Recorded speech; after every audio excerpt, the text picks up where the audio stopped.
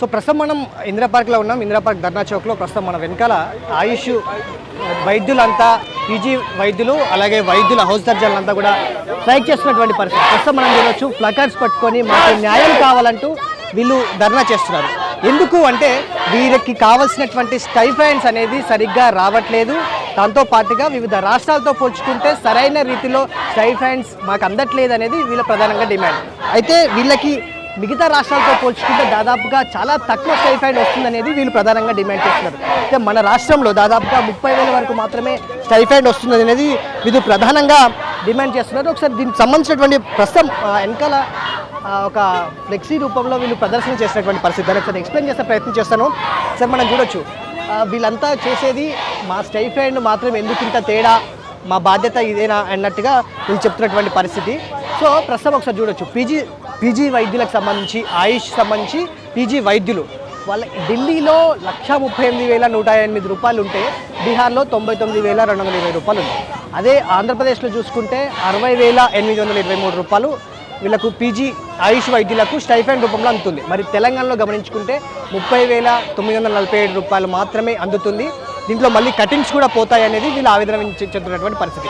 ఇది PG stipends. అయితే ఒకసారి హౌస్ సర్జన్స్ ఇంటర్న్స్ సంబంధించినటువంటి వాళ్ళ స్టైఫండ్స్ గమనిస్తే పశ్చిమ బెంగాల్లో 33,000 ఉంటే వాళ్ళతో పోల్చుకుంటే తెలంగాణకు సంబంధించి 13,000 కూడా సరిగ్గా రాదు. అంటే 13,750 రూపాయల స్టైఫండ్స్ ఉందనేది వీళ్ళు ప్రధానంగా డిమాండ్ చేస్తున్నారు. అంటే ఒకే దేశంలో ఉన్నటువంటి ఒకే వైద్య సేవకు సంబంధించినటువంటి ఆయుష్ వైద్యులకి ఎందుకు ఇంత స్టైఫండ్లో తేడా ఉందనేది వీరు ప్రధానంగా డిమాండ్ చేస్తున్నటువంటి పరిస్థితి. సో ఇది దాదాపుగా 10 ఏళ్ల నుంచి మేము కొట్లాడుతున్నాము. 10 ఏళ్ల నుంచి కూడా మా స్టైఫండ్ల పెంపు అనేది జరగట్లేదు అనేది ఈ తెలంగాణ ఆయుష్ వైద్యులు ప్రధానంగా డిమాండ్ చేస్తున్నటువంటి పరిస్థితి. ఎందుకు 10 ఏళ్ల నుంచి ఎందుకు ఏమైంది అంటే మాత్రం ఇగ పెంచుతాం అని చెప్తున్నారు తప్ప ఎవరు పెంచట్లేదు అనేది వీరు ఆవేదన వ్యక్తం చేస్తున్నటువంటి పరిస్థితి. సో దీనికి సంబంధించి గత 10 రోజులుగా ఈ రాష్ట్ర వ్యాప్తంగా ఉన్నటువంటి ఆయుష్ వైద్యులంతా కూడా పీజీస్ కావచ్చు, హౌస్ సర్జన్స్ కావచ్చు, ఇంటర్న్స్ కావచ్చు, వీళ్ళంతా కూడా పూర్తిగా రోడ్డుపైకి ఎక్కినటువంటి పరిస్థితి 10 రోజులుగా ఇదే కంటిన్యూ అవుతుంది. ప్రస్తుతం ఇది ఇందిరా పార్క్ దగ్గరకు చేరుకుంది. సో రోడ్డుపైకి వచ్చి తెల్లకోటు వేసుకున్నటువంటి వైద్యులంతా నిరసన తెలుపుతున్నటువంటి పరిస్థితి కనిపిస్తుంది. మరొక వైపు ఇది ఆయుష్ వైద్యులకు సంబంధించింది. అయితే అల్లోపతి వైద్యులకు సంబంధించి రెగ్యులర్గా ఎప్పుడు పెంచాల్సినటువంటి స్టైఫండ్ వాళ్ళకి పెంచుతూనే ఉంది. ప్రస్తుతం అల్లోపతి వైద్యులకు సంబంధించి 60,000 వరకు తెలంగాణలో స్టైఫండ్ వాళ్ళకి అందుతుంది. అదే మాకు మాత్రం కేవలం 30,000 రూపాయలు మాత్రమే అందుతుంది అనేది వీరు ప్రధానంగా ఆవేదన వ్యక్తం చేస్తున్నటువంటి పరిస్థితి. ఇవన్నిటికీ నేపథ్యంలో గత 10 సంవత్సరాలుగా వీళ్ళ సీనియర్స్, వీళ్ళ కొలీగ్స్ కంటిన్యూగా పోట్లాడుతున్నప్పటికీ గవర్నమెంట్ నుంచి ఎలాంటి రెస్పాన్స్ లేకపోవడంతో వీళ్ళు 10 రోజులుగా తమ ఆయుష్ కాలేజీల్లో నిరసన తెలుపుతూ ఇప్పుడు ప్రస్తుతం ఇందిరా పార్క్ వేదికగా వాళ్ళు నిరసన వ్యక్తం చేస్తున్నటువంటి పరిస్థితి కనిపిస్తుంది. దీనికి సంబంధించి పొలిటికల్ లీడర్స్ అంతా కూడా వీళ్ళకి సపోర్ట్గా నిలుస్తున్నటువంటి పరిస్థితి కనిపిస్తుంది.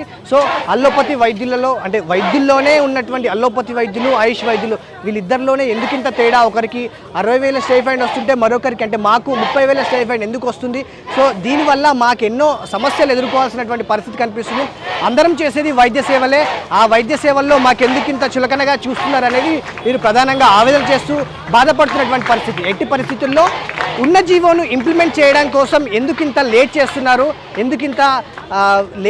అనేది వీళ్ళు ప్రధానంగా డిమాండ్ చేస్తున్నారు. సో ఇప్పటికైనా గవర్నమెంట్ మా గురించి ఆలోచించి స్టైఫండ్ పెంచాలనేది వీరు ప్రధానంగా డిమాండ్ చేస్తూ ఇందిరా పార్క్ వేదికగా నిరసన తెస్తున్నటువంటి పరిస్థితి. సో చూడాలి ప్రభుత్వం 10 రోజుల నుంచి రెస్పాండ్ అవ్వని ప్రభుత్వం ఈరోజు రెస్పాండ్ అవుతుందా, లేకపోతే ఈ నిరసన ఇలాగే కంటిన్యూ అవుతుందా వేచి చూడాల్సిన అవసరం ఎంతైనా కనిపిస్తుంది.